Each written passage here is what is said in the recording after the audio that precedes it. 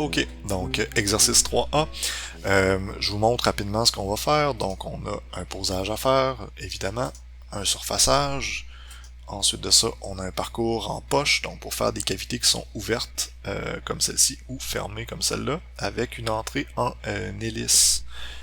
Donc en quoi ça sollicite moins nos outils, puis que ça permet de garder un engagement d'outils qui est constant. C'est comme si, en partant du centre ici, il va pouvoir travailler en épaulement pour la suite des choses. Ensuite de ça, on a un parcours en plat pour venir faire la finition du fond, mais aussi des côtés sur les murs. On a un adaptatif 2D que vous connaissez bien pour l'extérieur, un contour pour la finition externe encore, et notre chanfreinage. Donc, pour les besoins de cet exercice-là, dans la mesure où est-ce que vous l'avez quand même bien vu, je vais seulement vous montrer le parcours de poche et le plat dans la formation. Dans les prochaines vidéos, je vous fais confiance. Pour le reste, vous avez suffisamment d'informations dans les autres exercices pour être capable de reprendre ces parcours-là. Donc, ça ressemble à ça. On regarde ça en simulation. Donc, on commence par descendre notre vitesse. On va aller usiner notre dessus, encore une fois, avec notre outil, là, notre T6, donc notre outil downcut d'un demi-pouce pour se sauver un changement d'outil. Donc, vous voyez, on fait presque tout avec le même outil, sauf le chanfrein à la fin, dans cet usinage-là. Ensuite de ça, on vient faire la petite passe de finition. On voit apparaître les arêtes là, qui correspondent au-dessus de notre pièce, comme ça. On va accélérer ça un petit peu. Ensuite de ça, on va venir faire notre parcours en poche pour la zone qui est ouverte. Il va venir faire son usinage comme ça. Ultimement, on pourrait l'optimiser pour qu'il ne fasse pas d'aller-retour, qu'il finisse cette poche-là, puis ensuite de ça, qu'il fasse celle-là ici. Ou qu'il commence par celle-là, puis qu'il termine celle-là ensuite. Donc, on vient faire notre descente en hélice, et on vient finir notre usinage pour ce qui est de cette portion-là. Ensuite de ça, on va venir faire le plat. Donc vous voyez, le fond et les côtés ont été usinés par la même opération. Ça, je vous dirais, ça vous fait un plus beau fini de surface. Ensuite de ça, on vient faire notre adaptatif à l'extérieur, notre parcours de finition, et finalement, nos chanfreins sur cette pièce-là. Et voilà. Donc ça ressemble à ça pour cet exercice-là. On se retrouve pour que je vous montre comment paramétrer le parcours de poche. Ok, donc dans cette vidéo-là, j'ai déjà mon brut, mon façage, mon adaptatif, ma finition en contour sur l'extérieur et mes chanfreins. Et comme vous pouvez le constater, il nous manque notre usinage de poche et le plat pour la finition. Donc on va commencer par notre usinage de poche. On va aller ici, poche 2D. Ensuite de ça, on va choisir notre outil numéro 6, encore une fois. On va aller dans nos géométries et on va sélectionner les contours de ces poches-là qui sont fermées, donc on peut les sélectionner facilement. Pour lui ici, même chose que dans l'exercice précédent avec la petite rainure, on va aller sélectionner notre chaîne ouverte et on va aller cliquer comme ça ici pour sélectionner uniquement cette arête-là. Quand on va cliquer sur OK, vous voyez les zones en bleu, Fusion considère que c'est ça qu'on veut utiliser et il va usiner finalement jusqu'au bord du brut, ici comme ça. Ensuite de ça, nos hauteurs, on va les mettre à partir du dessus du modèle, comme ça. Le dessus du modèle et le dessus du modèle. Faites attention à ne pas, par réflexe, mettre notre petit décalage là, de 10 millièmes de pouce vers le bas. On ne veut pas descendre plus bas que la surface qui est ici. Ensuite de ça, on va aller dans nos passes. Notre recouvrement maximum, ça se trouve être l'engagement radial. Fusion l'appelle entre autres comme ça là, dans la version française. Donc, on va écrire diamètre pour avoir le diamètre de notre outil, sinon c'est 1/2 pouce, on le sait, fois notre 0.20, et ça va être notre engagement radial. Ensuite de ça, on veut une surépaisseur radiale et axiale, parce qu'on va venir faire une finition ensuite. Et finalement, on va aller voir nos liaisons. Donc, dans nos liaisons, ce qui va nous intéresser là, dans ce cas-ci, c'est nos rampes. Donc, notre rampe, ça se trouve à être le parcours en hélice que je vous montrais. Donc, on a une petite démonstration ici. On a des parcours en rampe qui impliquent finalement un point d'entrée à l'extérieur du brut. C'est les plus simples. Fusion détecte s'il peut le faire d'ailleurs automatiquement, puis c'est ce qu'il va privilégier. Ensuite de ça, on pourrait pré-percer l'entrée, au lieu de le faire descendre en hélice comme ce qu'on va faire, on pourrait pré-percer un trou et dire glisse ton outil dans le trou qu'on a fait puis commence à usiner à cette hauteur-là. Il y a moyen de faire ça aussi. Ensuite de ça, en plongée, on va éviter de l'usiner parce que généralement c'est assez demandant sur les outils. La façon dont on est équipé au Fab Lab, pour le dire simplement, c'est pas forcément là, ce qui va vous donner le meilleur résultat. Donc en plongée, on l'évite. Ensuite de ça, en zigzag, ça fonctionne bien dans des zones qui sont plus restreintes ou qui sont, on va dire, là, plus longiformes, là, donc des rainures là, pas très larges mais assez longues, ça fonctionne bien. Ou sur un contour qu'on voudrait détacher, par exemple. Une pièce vraiment plus grosse. En profil, ça fonctionne aussi, donc la rampe va suivre le profil de la pièce. Ensuite de ça, en hélice, c'est là, ce qu'on va utiliser là, de façon là, générale, je vous dirais, là, pour ce genre de cavité là, concave. Là. Ensuite de ça, on a le degré d'inclinaison de la rampe, donc on voit quand même assez bien c'est quoi ici. La profondeur de passe maximum en une seule passe, donc on pourrait lui dire hey, plonge pas sur toute la hauteur de ton outil, puis limite-toi là, à une profondeur qui est inférieure. C'est pas ce qu'on va faire parce qu'on usine en épaulement en fonction là, de ce que je vous expliquais là, dans l'engagement radial et axial, là, puis les parcours en épaulement et en rainurage dans les petites vidéos précédentes. Ensuite de ça, la hauteur de dégagement de la rampe, donc c'est au-dessus de la hauteur sur le dessus. On pourrait la descendre à 0. Je vais vous montrer.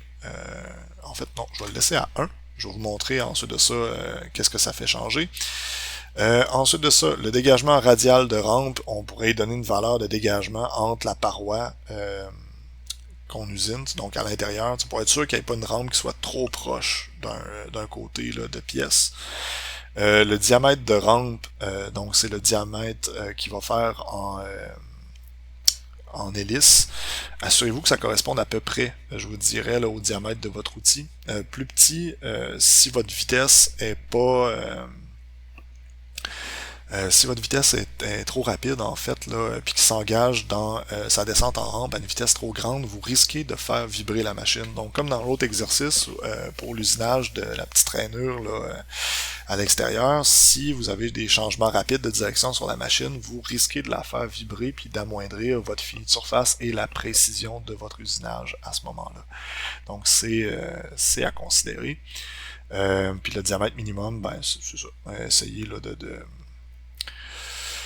pas faire des diamètres trop petits, sinon ça fonctionnera pas. C'est aussi simple que ça. On est mieux de faire des entrées en perçage à ce moment-là si vous êtes contraint à cet égard-là. Donc ça ressemble à ça. Pour ce qui est de la liaison, on clique sur OK et on regarde ce que ça dit. Donc on a nos hélices qui rentrent ici et notre usinage qui est là comme ça. Vous voyez la hauteur d'entrée, ça correspond pas mal à la hauteur de dégagement qu'on a mis sur le dessus de notre pièce. Donc on pourrait aller ici, aller dans notre liaison et le diminuer. On est à 0.1 actuellement, on pourrait le mettre à 10 millièmes par exemple. On va aller sur OK. Vous voyez, il commence à rendre juste 10 millièmes au-dessus de notre pièce. Je vous recommande de pas faire ça, je vous dirais. Ça peut être un peu stressant. Donc, si vous descendez puis votre rampe commence tout de suite au-dessus de votre pièce à 10 millième, vous risquez de vivre un certain stress au moment de l'usinage, avoir votre outil se déplacer en rapide jusqu'à cette hauteur-là pour ensuite de ça s'engager dans la pièce. Je vous dirais, mettez-le un petit peu plus haut que ça. Donc, je l'ai mis à 10 millième, on va le remonter à un 16, donc 0.0625. Il va partir un petit peu plus haut, puis comme ça, ben, vous allez ménager disons, le cortisol du personnel du Fab Lab. Ça va être un petit peu moins stressant comme ça. Alright, donc ça ressemble à ça pour ce qui est du parcours de poche. On se retrouve pour le plat. Ok, donc on va générer le plat maintenant pour venir faire la finition sur ces zones-là. On va aller dans 3D ici, chercher plat. On conserve notre outil numéro 6. On va venir sélectionner dans géométrie. On va venir, ça fonctionne pas tout à fait de la même façon en fait, là, la sélection dans ce parcours d'outils-là. Donc, on va venir sélectionner notre modèle ici. On va dire usine rien du tout.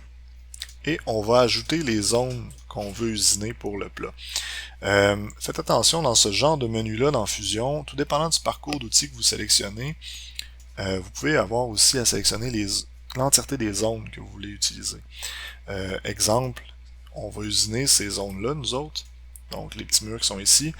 Le parcours d'outils plat se limite au contour de la face qui est à l'horizontale finalement. Donc on n'aurait pas besoin de sélectionner les murs ici pour qu'ils viennent les faire quand même. Il y a d'autres parcours par exemple où est-ce que si vous prenez pour acquis qu'il va comprendre que vous voulez aussi usiner ça, ça se peut que ça pose problème. Donc je vous dirais en termes d'habitude, pour les autres parcours qui utilisent ce genre de sélection-là pour les géométries à usiner, prenez l'habitude de vraiment sélectionner tout ce que vous voulez utiliser.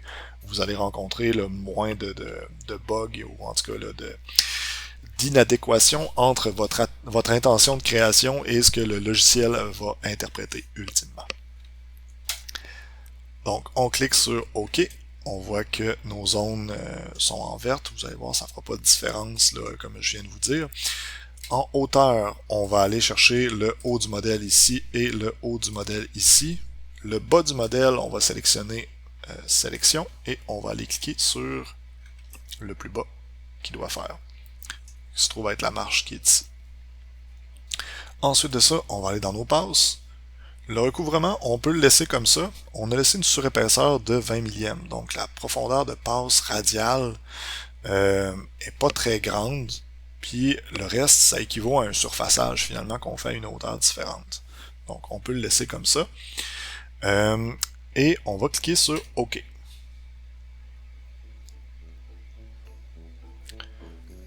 Donc ça ressemble à ça. On va se retrouver pour faire notre simulation. OK, donc simulation d'outils ici. On va se mettre en vue comme ça. Pour commencer, vous voyez, mon parcours de poche puis mon plat viennent après mon chanfreinage. Donc ça fonctionne pas. Sachez que on peut les sélectionner, puis on en sélectionner plusieurs. Si vous voulez en prendre plusieurs, vous pouvez garder Shift enfoncé sur votre clavier et cliquer sur les parcours qui vous intéressent, donc du premier au dernier. S'il y en avait d'autres, entre les deux, ils auraient été sélectionnés aussi. Et on peut les déplacer comme ça en les faisant glisser. Donc on a un ordre logique, on fait une face, un adaptatif, un contour, ensuite de ça, on fait une poche et un plat pour venir finir notre finition et finalement notre chanfrein. Donc ça fait du sens. Ensuite de ça, ce qu'on va faire, c'est qu'on va cliquer sur notre posage, on va aller dans Simuler et on va aller regarder qu'est-ce qu'il nous dit.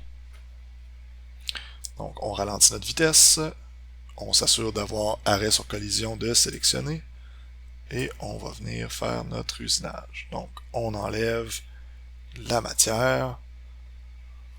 On aurait pu je vous dirais, dans ce parcours d'outils-là, je ne l'ai pas fait. J'aurais pu faire comme dans l'autre, dans l'exercice précédent, où est-ce qu'on s'était laissé une petite surépaisseur à toute fin pour la finition. On ira le modifier là, après coup. Ça va nous faire un plus beau fini là, de surface sur notre surfaçage. Ensuite de ça. Donc, ça aussi, vous voyez, le fait qu'il y ait deux zones comme ça, on pourrait l'optimiser. On le fera pas dans le cadre de cet exercice-là. Le gain de temps serait faible, mais on pourrait lui dire fais toute cette zone-là, ensuite fais toute cette zone-là, et ainsi de suite, pour pas qu'il y ait de perte de temps de déplacement entre les deux. Donc ça, il y a moyen de le faire également, essentiellement là, dans l'onglet liaison, pour votre information. Donc, on a notre usinage, on fait notre petit plat comme ça, ensuite de ça, on vient faire le plat, et notre chanfrein comme ça. Donc, c'est pas plus compliqué que ça. C'est la recette pour faire cette pièce-là, grosso modo. On se retrouve dans la prochaine vidéo pour l'exercice 3B. Bon, à ce stade-ci, j'imagine que vous vous attendez à ce que je commence par OK. C'est fait. Donc, l'exercice 03B, votre exercice pratique, je m'attends à ce que vous réalisiez cette pièce-là, là, en fait, qu'on fasse la programmation de cette pièce-là. Donc, il n'y a pas je vous dirais, d'écueil particulier pour ce qui est de cette pièce-là. Faites juste attention de sélectionner un outil qui fait pas exactement le rayon des coins qui sont ici. Si on utilise un outil qui, a un rayon de 1/4 de pouce, c'est-à-dire un outil d'un demi-pouce, puis qu'on s'engage dans le coin ici complètement, il y a une grosse portion de la circonférence de l'outil qui entre dans la matière à cet endroit-là. Vous allez entendre lors de l'usinage, si vous faites ça, un petit silement. Et ce silement-là se traduit par un fini de surface assez moche ou des fois même un éclatement là, dans le bois. Donc, évitez ça. Prenez un outil là, qui a un rayon qui est inférieur au rayon que vous souhaitez usiner lorsqu'ils sont internes comme ça. Rayon externe, aucun problème. On n'est pas vraiment limité. Rayon interne, essayez d'utiliser un outil là, qui, mettons règle du pouce, on prendrait un outil dont le diamètre est égal au rayon pour venir là, faire la finition là, de ça ici. Donc c'était le petit écueil potentiel pour cet usinage-là. On se retrouve dans la prochaine vidéo.